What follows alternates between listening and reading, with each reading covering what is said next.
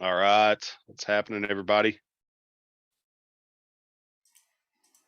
I was trying to remember, Pink. So we missed last month. Yeah. And then was I even on the one before that? I think you were on that one, and then me and Eric did the two before, maybe. I think that was about right, something like that.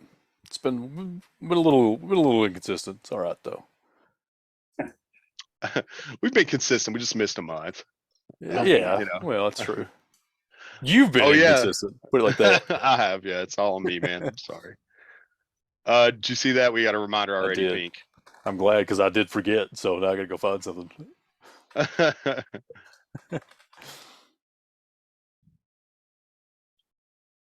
Seems like I had a good one that happened to me out here. That's telling the guys about, but it's not coming back to me.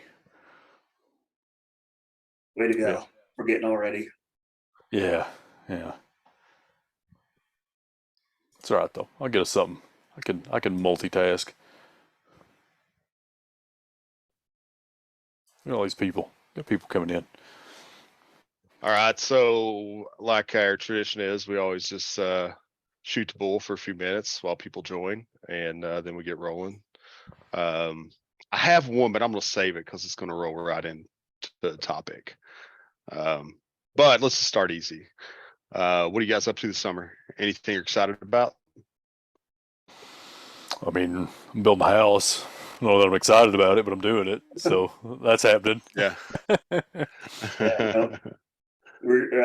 I'm pretty limited this summer, so not a whole lot going on. Laying low. Yeah. Well, that was way less exciting than I thought it was going to be. I mean, I can talk to you about manual labor and all the hillbilly engineering I've done out here to make this happen, and the very dangerous things that we've been working on. So, yeah. Totally have code, right? What's that? Totally have code. I mean, for this area, yeah, because the code doesn't exist. There's no code here.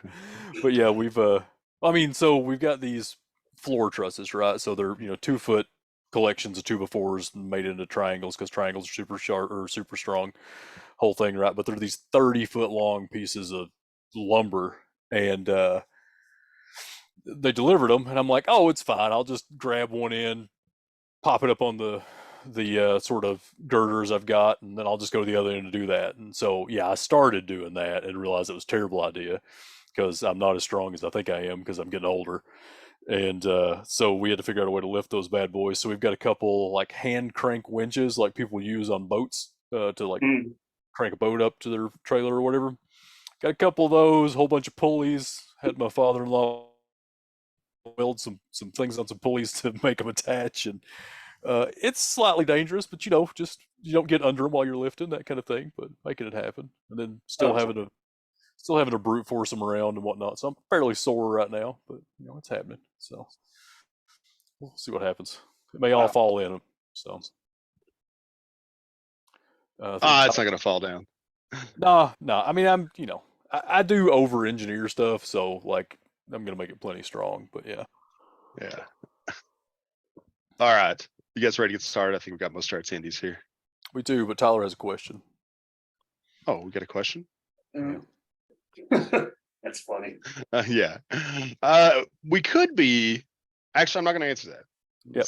You guys can. For operational security. Yeah, operational security.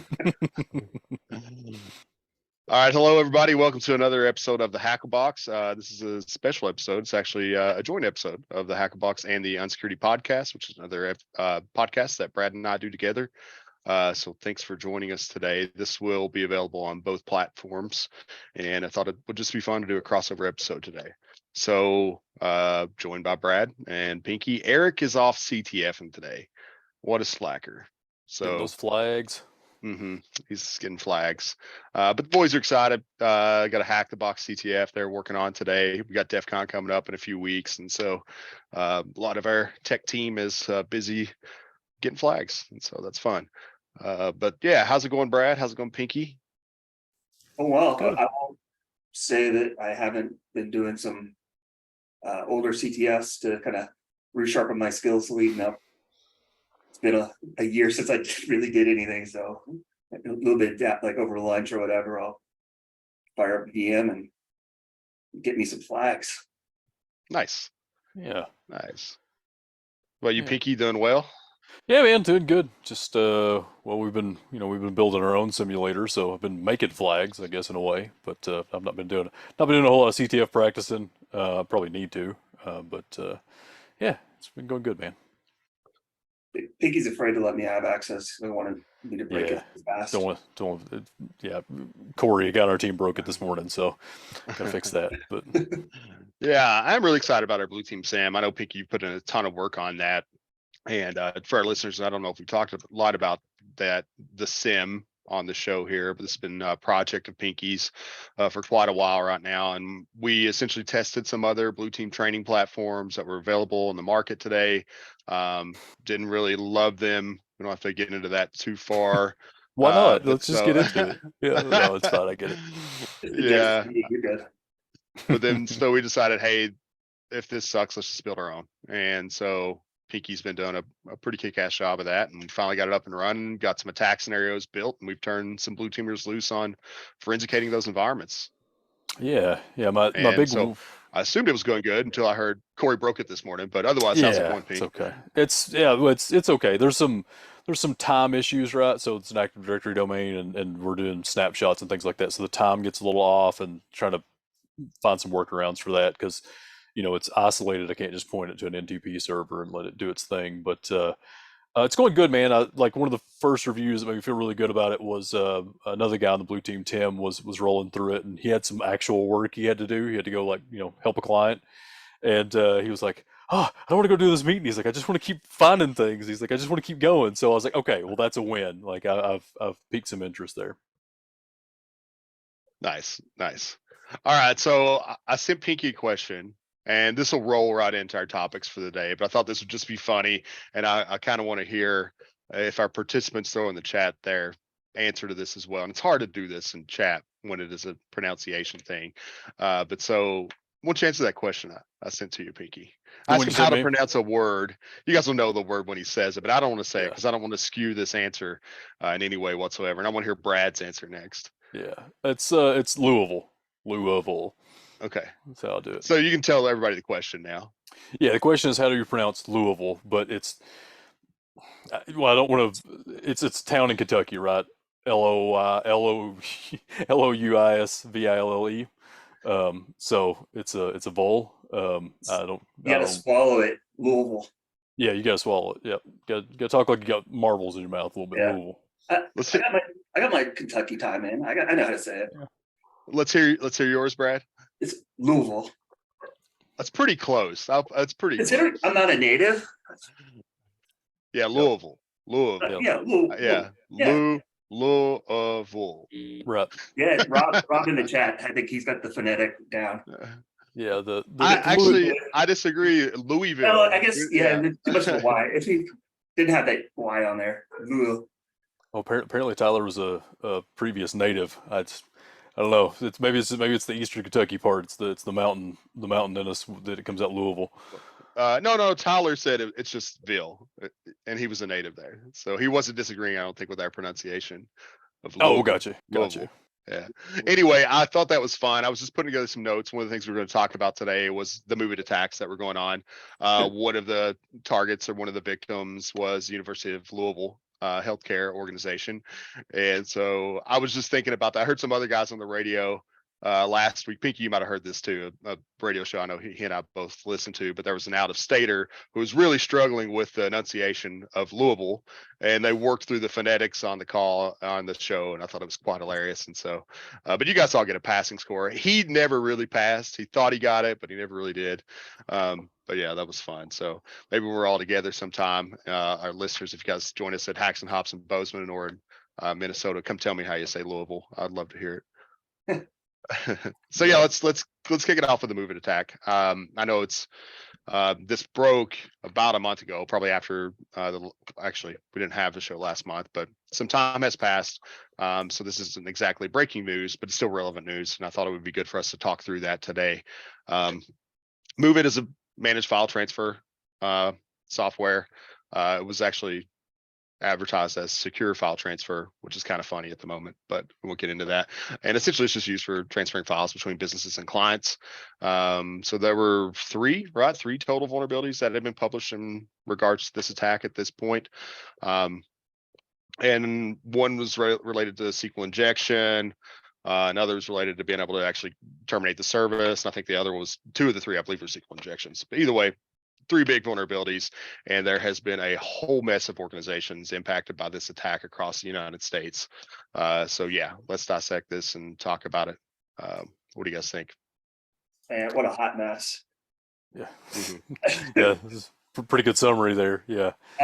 What to me, what sucks is you have people doing what they think is right? Hey, we've got a secure file transfer.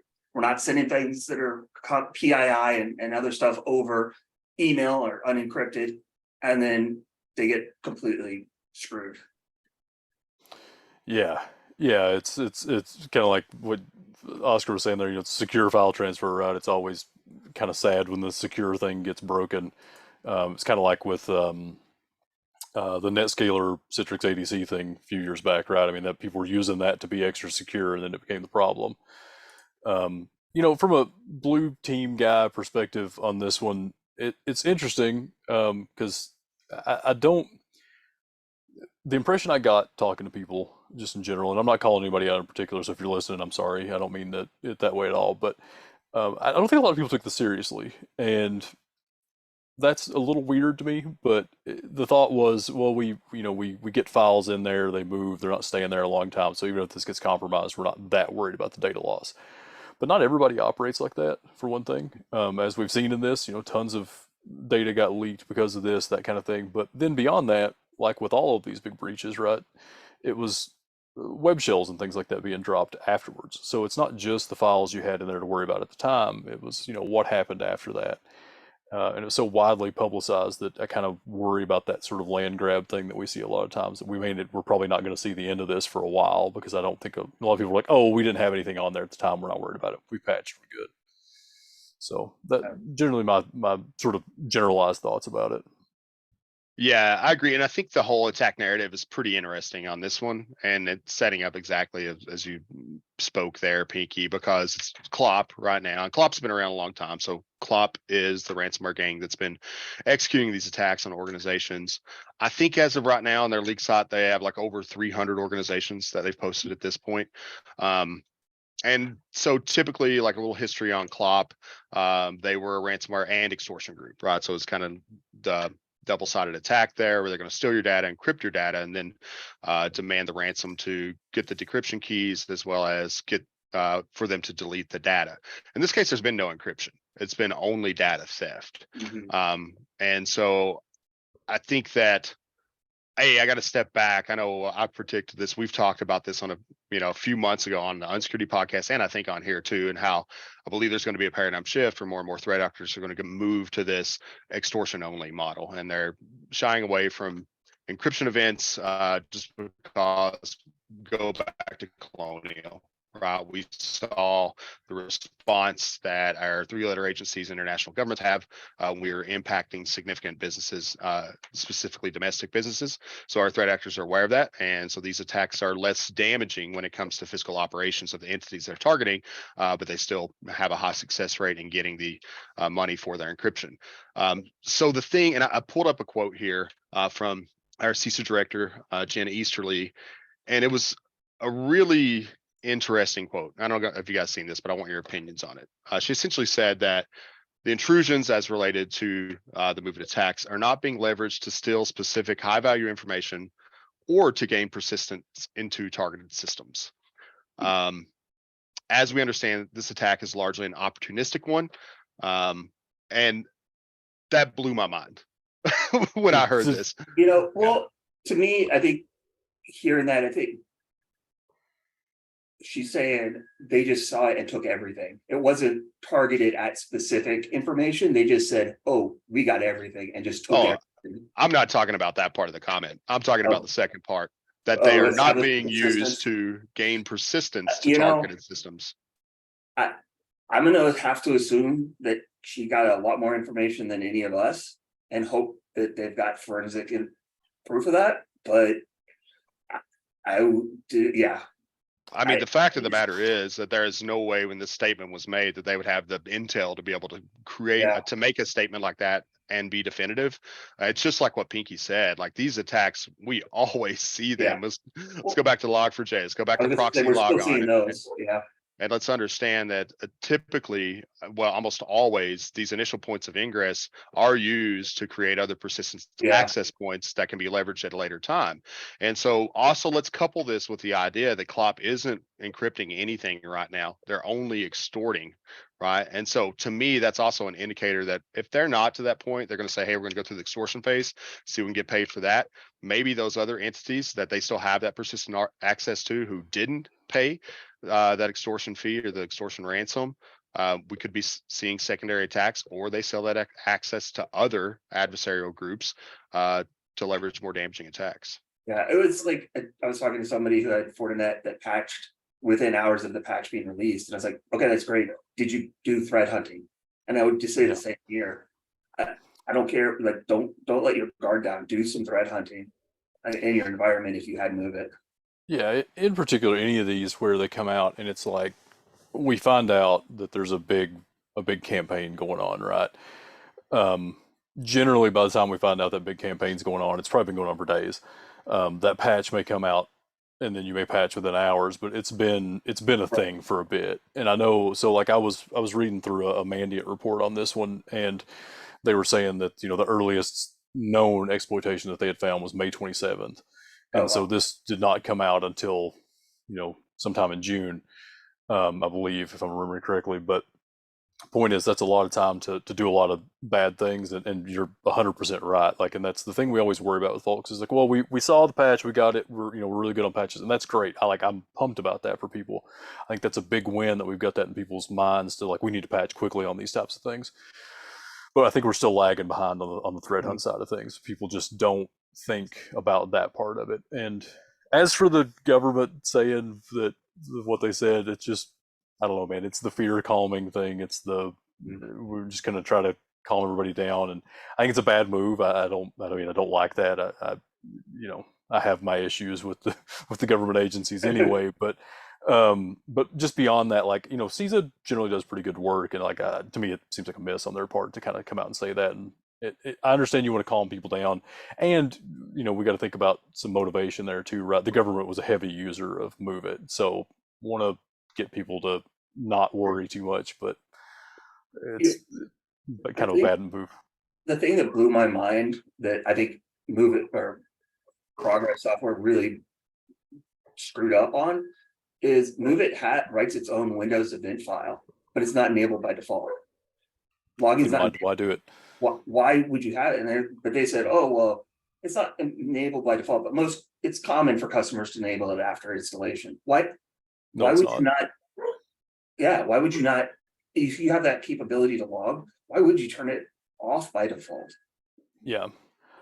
No, it's not. That's never going to be common for people to turn on afterwards. I mean, they may have a few people who do it that are really security minded, but I would bet most people don't even know it's there. I mean, how many event logs? I mean, if we did a poll right now, I'm like, hey, how many application event logs do you know that are out there that are their own log based on some application you have? And nobody's going to know. You generally only find them when you have a problem. Yeah. So, yeah, I agree. I did say one of the web shells they were using for this was called Lemur Loot, which is a cool name. But it also had a bunch of fun capabilities, like it could steal AWS blob credentials and things like that as well. But even still, it's a web shell, right? I mean, it's a web shell on an application that's likely running as a privileged user. So you can't just stop there and say it's only stuff from the MOVEit server. What else does that have access to? That kind of thing. Sure. Mm-hmm. Yeah, and I think stepping back to my comment around the CISA quote, I do agree with you, Pinky. I want to clarify that. I think the intentions are well there. CISA is doing better work here, I would say, recently in the last couple of years. But my main problem is that's a very definitive statement, and I get that is probably a calming exercise.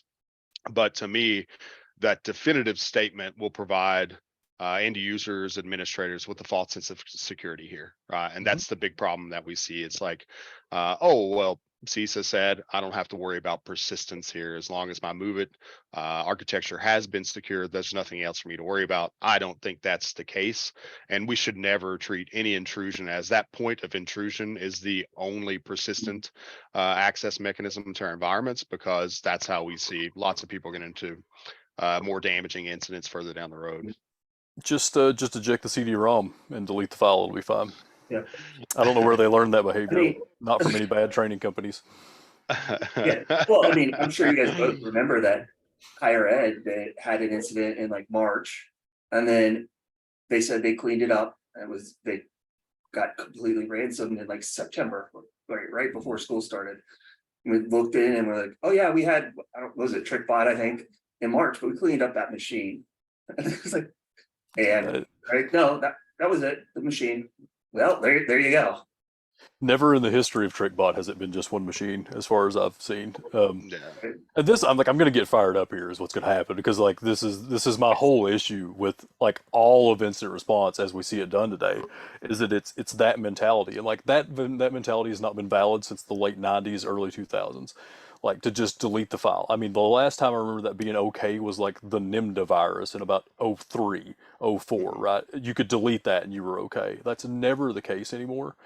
But we still have tons and tons of incident response folks out there, and they're doing their best. They're being trained to do these things. I get it. I'm not fussing at them in particular. It's just this mindset that's got to change of, well, we had a piece of malware, we cleaned it up, it's fine. It's like you cannot stop there. And even when you have a major breach, I think particularly when you have a major breach like that one you're talking about there, it's like we had an incident, we had TrickBot, we cleaned it up, it's okay. No, it's not. You have to continue to hunt. Mm-hmm. And it drives me nuts, because we see so many of these repeat attacks and things like that. And sometimes it's after an incident response firm has been in there and they cleaned it up. It's like, you didn't. You took 2 days, you deleted a bunch of files, you restored from a backup 3 days ago, and then you didn't look to see what the initial point of ingress was. You didn't look to see when the initial infection was. You didn't see any of that stuff. So you're restoring from a backup that's already compromised, and you just think you're doing good. And I understand that, I do this every day. It's different in my brain, but like we've got to get people out of that. It's just it's so destructive. Really funny too, Pinky. It reminds me, and I know this is a while ago, but we were essentially bidding for insert case response contract against another IR firm, and I'm sure you remember this. The other IR firm, because the client had told us, well, they quoted us to investigate these 16 machines in our environment and respond for these 16 machines. It was going to be X amounts of dollars, and they were way cheaper than us, right? I mean, just be honest. And they're like, well, how can you compete with this, or what's your response to try to get a better price here? And our response is, you shouldn't dictate the narrative of what the IR team is investigating. And we see firms that do that will literally come in and say, cool, how many systems do you have compromised? We'll investigate those systems for X hours, X amounts of dollars. But the reality is, if you have a client that's engaging and it's a response team, you're not going to know everything that's impacted. You're not going to know how many systems are impacted. And so the only way to do a true incident response, or to execute incident response properly, is to do a comprehensive investigation and hunt across the entire enterprise, period. Well, there's no other option. How many times have you guys gone in there? And I haven't been in active cases for a while, but I know I can think of several instances where you go, hey, what's this machine? We need to look at it. And they're like, what? What is the machine? What do you mean, where is it? It's on your network. What do you mean you don't know what it is? Yeah, and I mean, we're all three of us, and a little background, we've all three worked together in the past at some of the same places, but as ex-IT guys, I understand this. It's hard to know every machine in your environment. It really is. It's like, it's difficult, and I do understand that, but that's why you need to be so thorough about this and dig into things like firewall logs, right? Well, we just had a malware infection on one machine, sure, but did it infect some machines at another facility? Well, we didn't get any antivirus alerts. Well, that's because maybe they weren't using the same piece of software. They weren't using the same piece of malware. There's a lot of things like that go into this that people don't think about. And look, and to be clear, like, I'm not trying to sell our services here. This is more about just the general mindset of like how we handle incidents and that kind of thing. Like, I mean, I think both these guys know would do this for free. I don't care about the money, really. I mean, it's just not my thing. But I care about these companies continuing to get hit over and over again. And, to our credit, and I will brag on our team, as far as I can remember, we have never had a repeat incident of somebody who, got breached. We came in, we did the instant response. Then as a result of that initial attack, they got hit again later on, right? Because we're thorough. We go through everything. And like Oscar's saying, sure, maybe that's why a contract costs a little more. It's not that much more. Then you investigate in those 16 machines, but that's why we do it. Like, and I think, sadly, a lot of the motivation is money, right? Like, well, these guys helped us out last time, we'll just get them again. So these guys don't care about truly eradicating the threat, and they're just like, well, they'll call us back when they need help, and we'll get another contract and move on. So, Yep, is what it is. All right. Simmer back down. So simmer down now, Pink. I do have another question regarding this. I want your opinion on, and I know this is something I'm sure a lot of our listeners are interested in, and something I get asked a lot too. It's like, but I'm going to step back. So remembering in this particular case here that Klopp is only extorting and demanding payment to remove that data with guarantee that we'll delete the data. I've heard some reports that they're sending payers a video of them deleting the data. Oh, wow. So what do you guys think? Do they delete the data? It's so funny enough, I did a talk last week, 2 weeks ago, 3 weeks ago, to a bunch of executives. And it was 4 different sessions, same thing. And every single one, the people asked, it was about malware. They said, well, do they actually delete it? And the answer that from what I've seen is yes. This is one of the weird ethics that they have, is like they have a reputation that if they don't delete it, they come back, people are going to stop paying them. Yeah. So it's kind of a weird dynamic there. It's according to the kind of the honor among thieves thing a little bit. Traditionally, I have 100% agreed with that, because I think the same thing. Like, it doesn't make sense for them from a business perspective, and these folks are always financially motivated. They're not doing this just for the fun of it.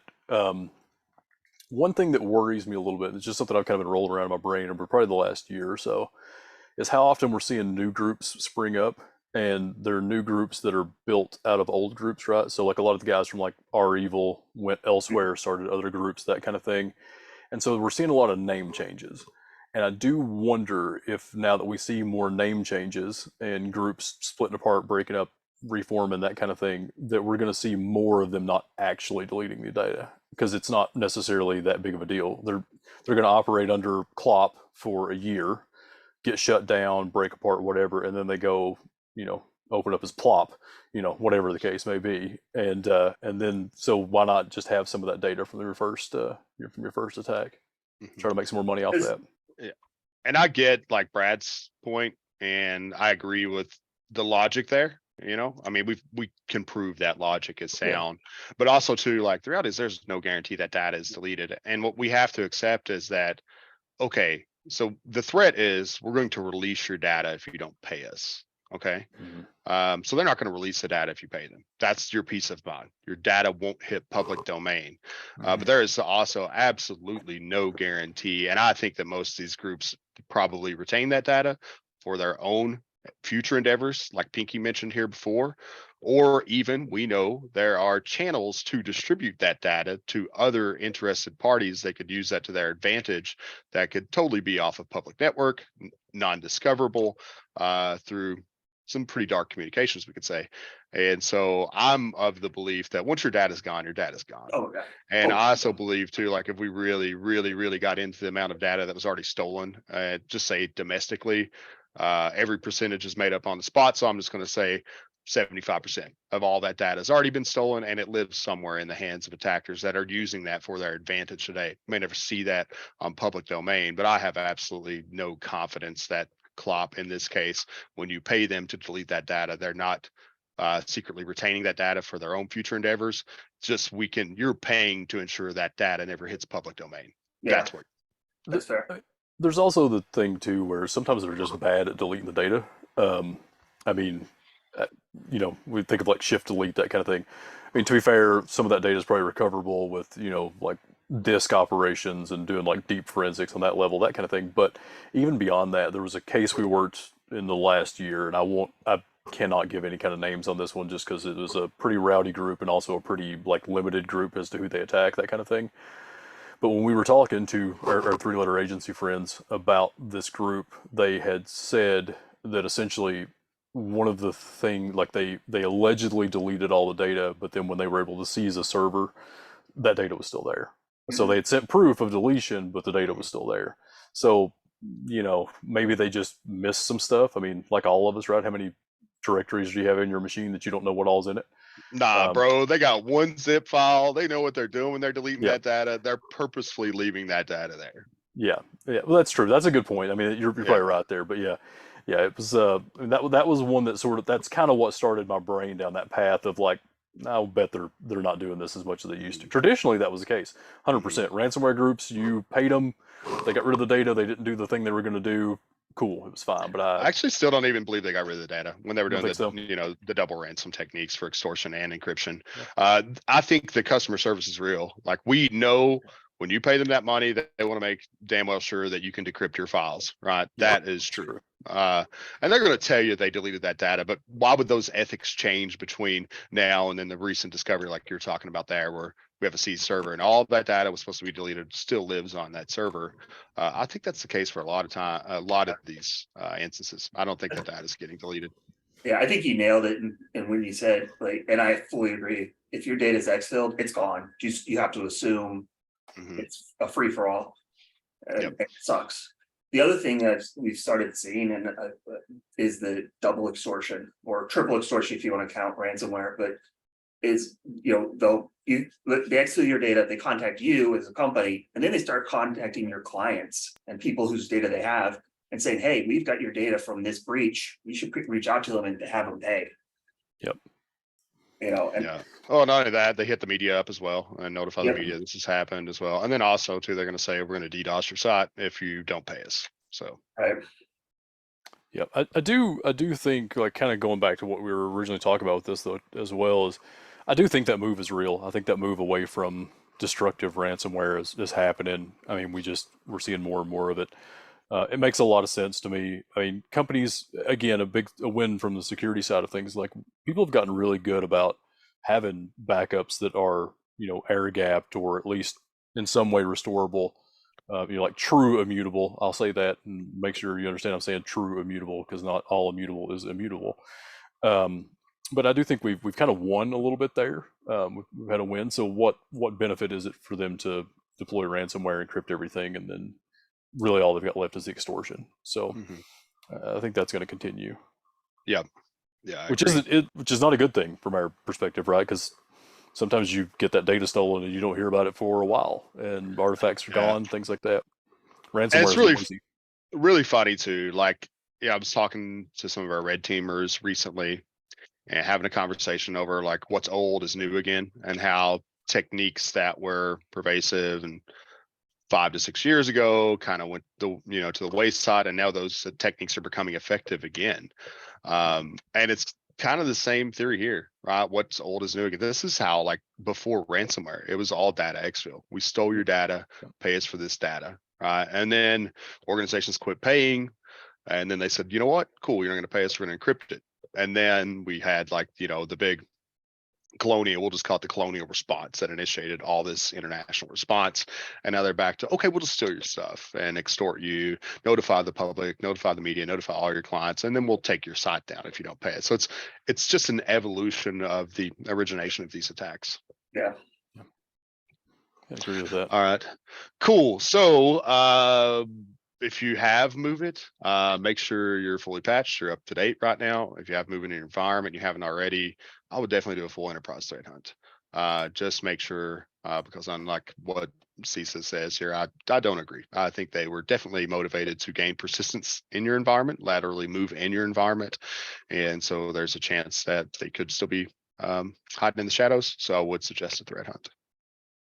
Yeah, I mean, one quick step, right? I mean, just for web shells in particular, it may not be limited to web shells, but given this was a web server type host, look for weird .aspx files, things like that, .asp files, that kind of thing that aren't supposed to be there. I don't know if the MOVEit company, was it Progress? I can't remember. Yeah, Progress Software. I can't remember if, I don't know if they're going to be able to provide you a list of like, hey, here are all the ASVX files you should see. Anything outside of that is a problem. But, look for ones that have been created recently, over the last little bit, that type of thing. Check your timestamps. Yep. Cool. All right. So moving on to the next topic today.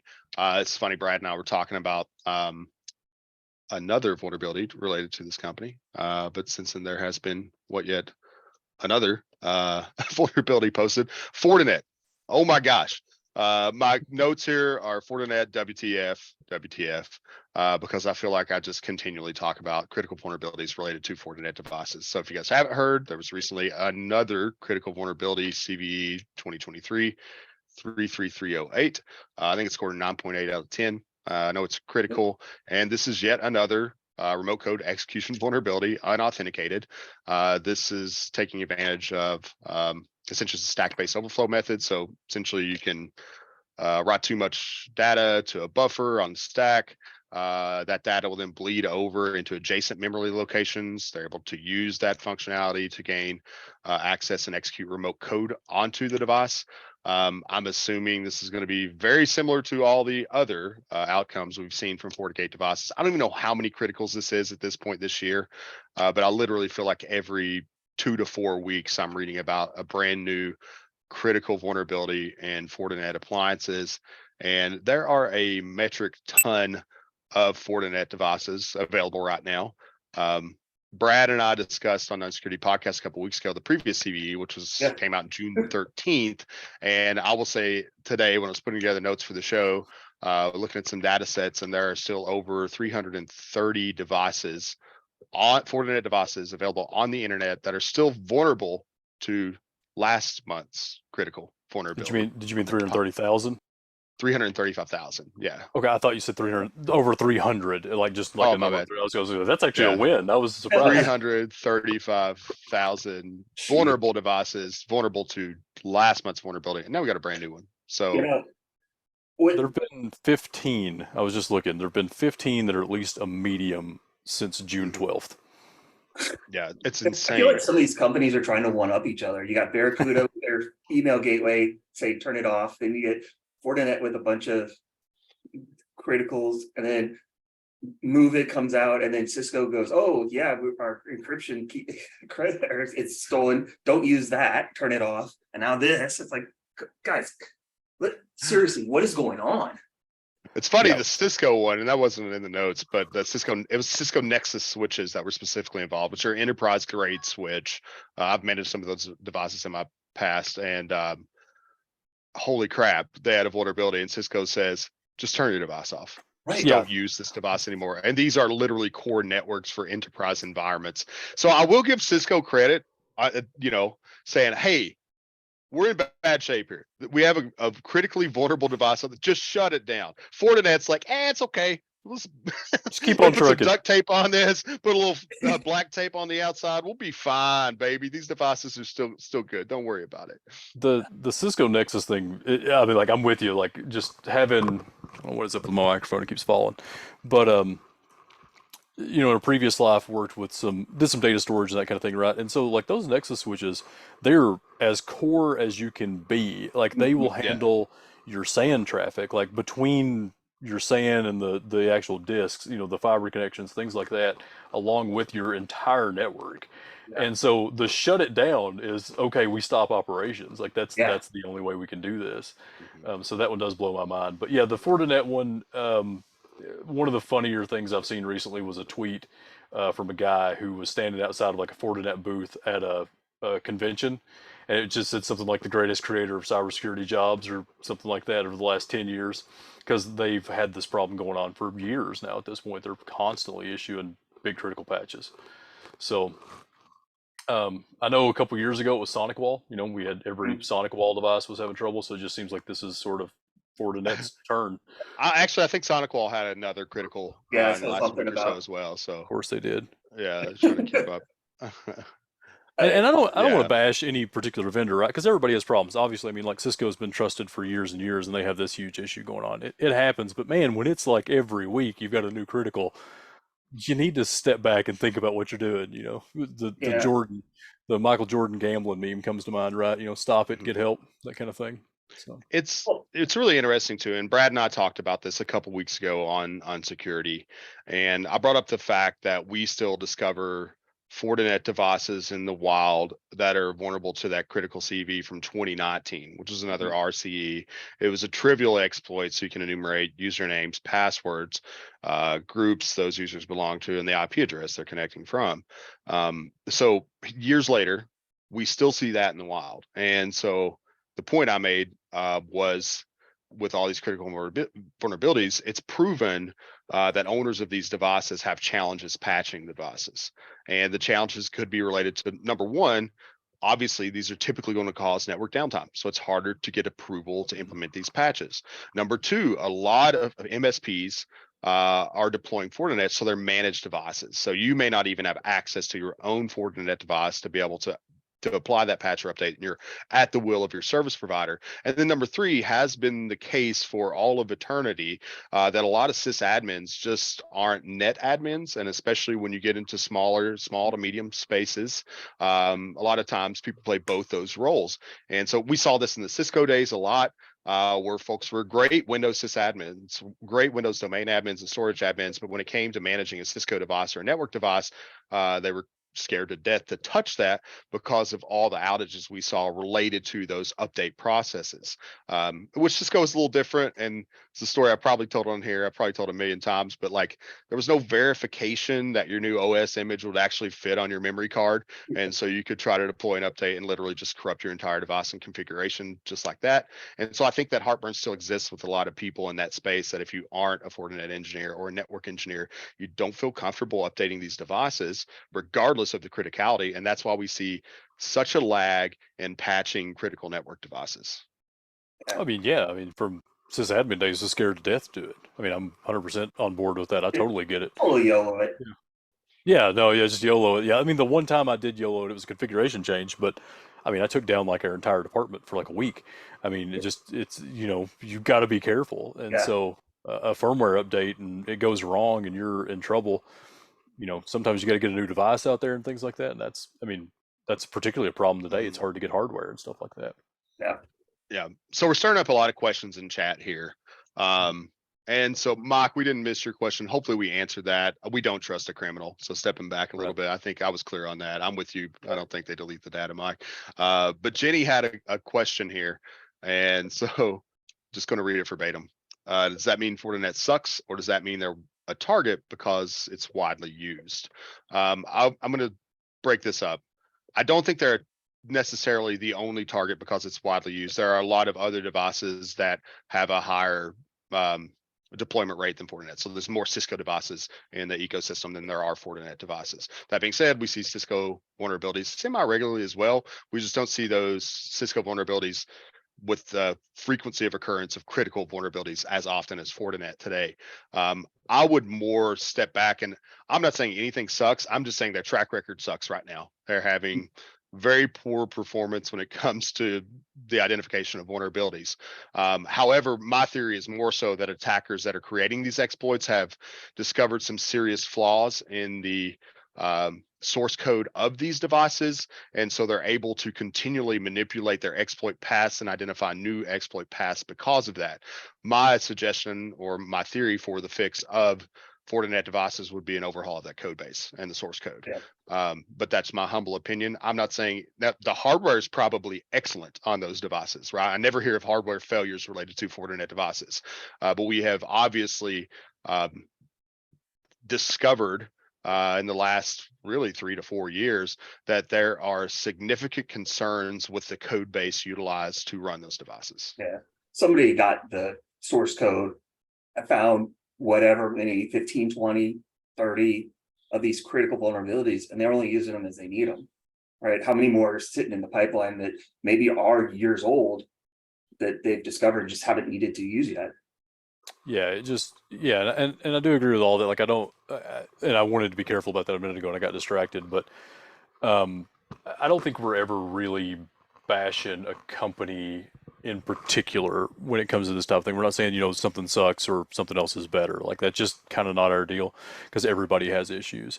But I do think that this in particular there's a deep code problem there, and it's going to be probably at the sort of FortiOS layer of things.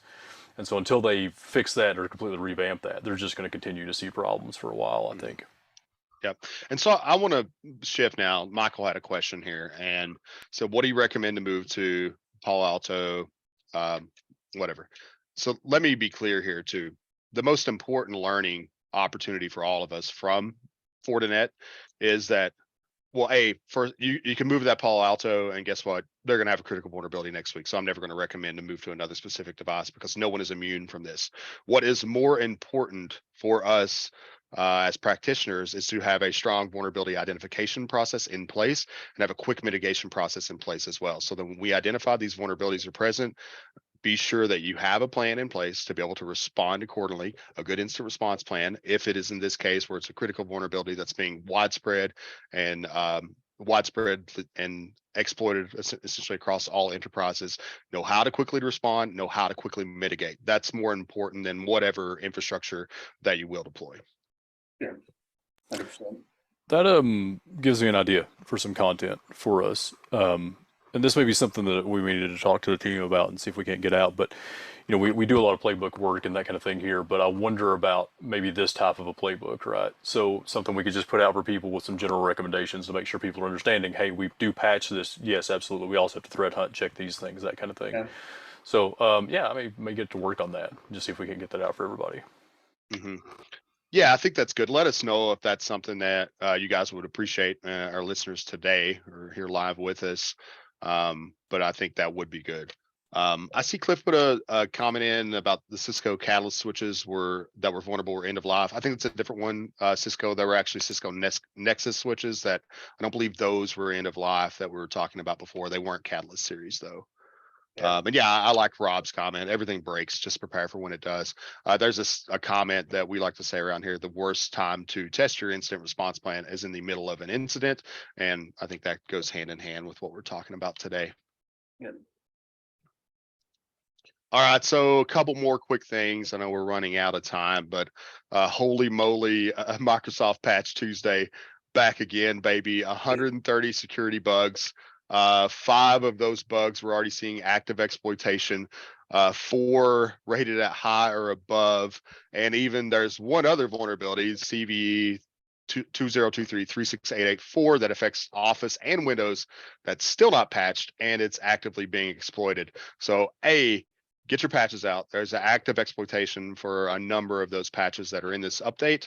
And then B, if you're not familiar with 2023-36884, check that out online. Microsoft does have some mitigating controls that you can implement to be able to prevent exploitation of this in your network. Essentially, this is being used, attackers are using Office to distribute malicious files. Who would have thunk it?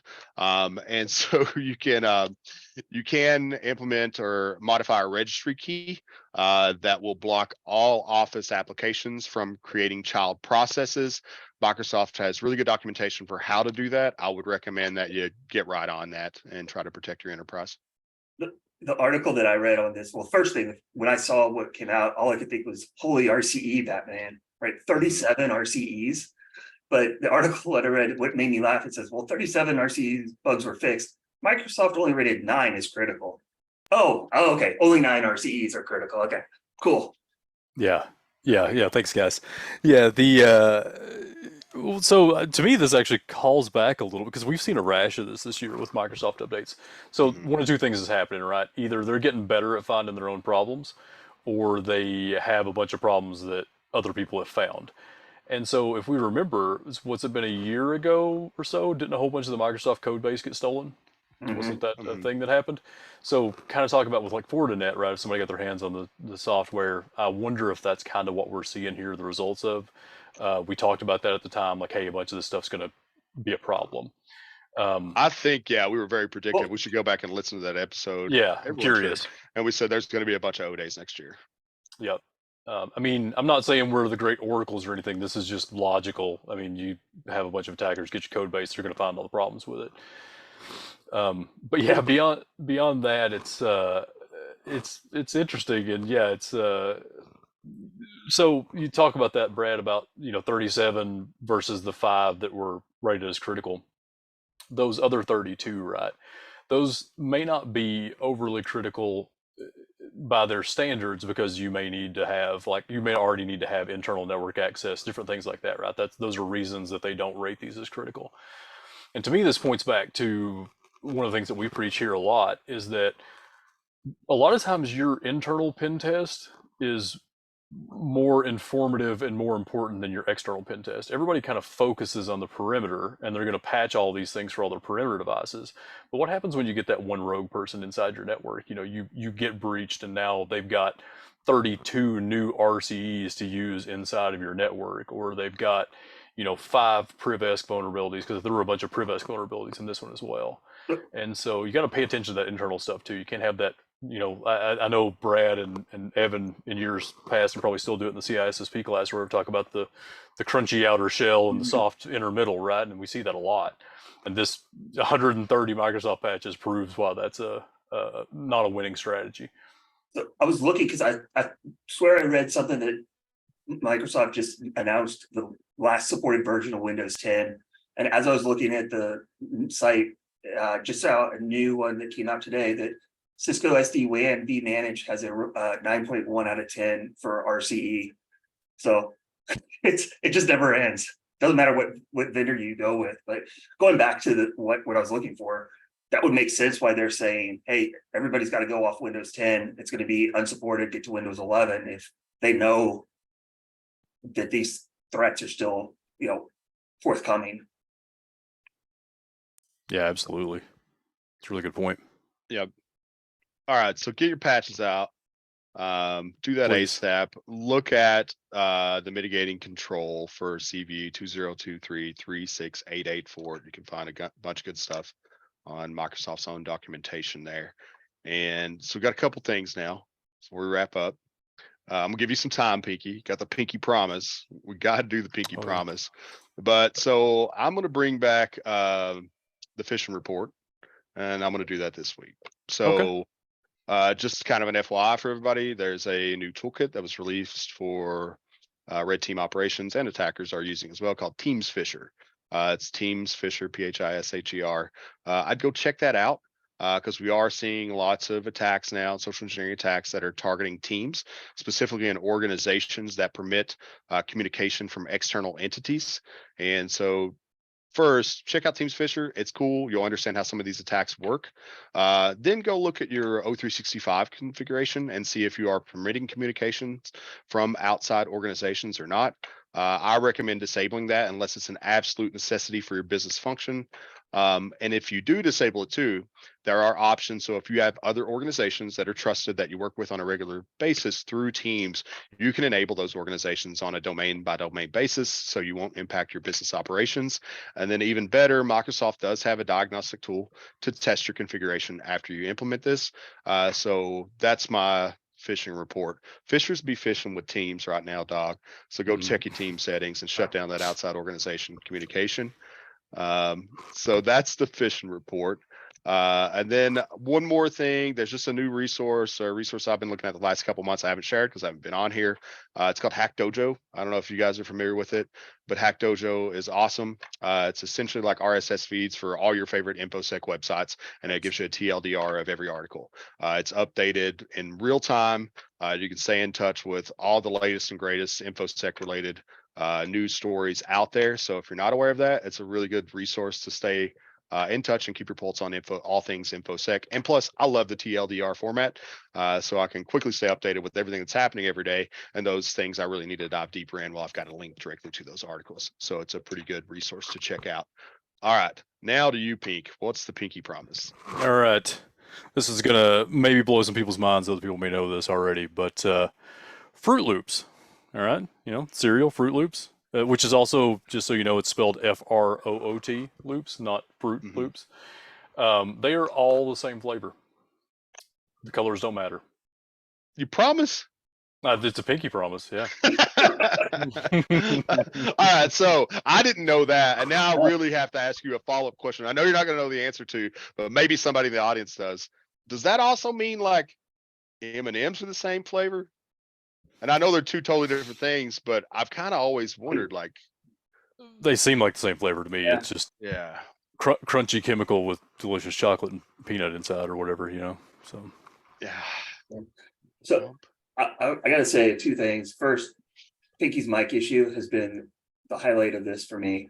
I think it's I know it's bugging you so much. I think it's the humidity too, because it is sticky in here. Like I am sweaty. But I think it's like it's almost melting my thing because I killed my air conditioner so that it wouldn't be coming through the mic, and it is warm here today. So the other thing, Oscar, since this is a crossover, should we do shout outs? Let's do it. All right, I'll start. I'll give a shout out to Zach's friends, my son's friends, Mel and Lucy and Hugo, for making the effort to come out and cheer him up. This is the second time they've come out since his surgery, so it really raises his spirits and it's awesome. So thank you to the three of them. Nice. Awesome. I will give one to the entire ambush team, just because DEF CON's coming up. It's a lot of fun, but I know everybody actually works really hard at DEF CON for the CTFs and that kind of thing.